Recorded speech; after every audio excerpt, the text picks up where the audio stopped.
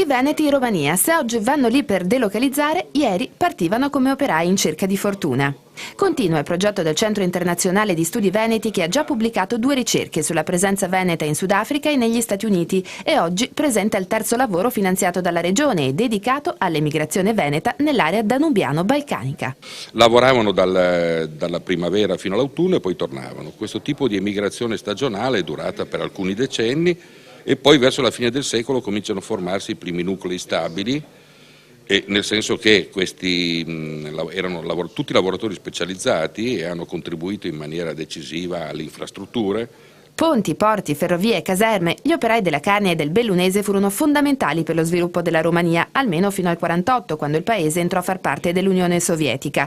Oggi, dopo tanti anni, una domanda sorge spontanea: i veneti che allora andarono in Romania assomigliano ai rumeni che oggi arrivano qui? Dipende, nel senso che in quegli anni veniva chiamata come la Romania era come la sorella.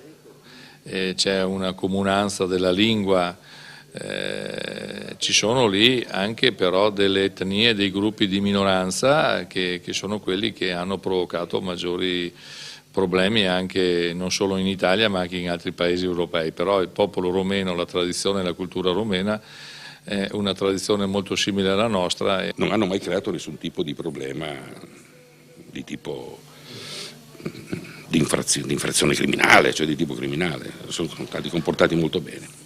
In calce al volume le interviste ai discendenti di quei migranti veneti, alcuni in Romania, altri in Italia, figli di 2 culture molto vicine e che solo negli ultimi anni si sono allontanate per colpa di politiche miopi o dei pregiudizi. Il governo italiano da poco, e Gianfranco Fini, ha riconosciuto che dobbiamo essere politically correct e riconoscere anche quando gli italiani commettono questi fatti di cronaca.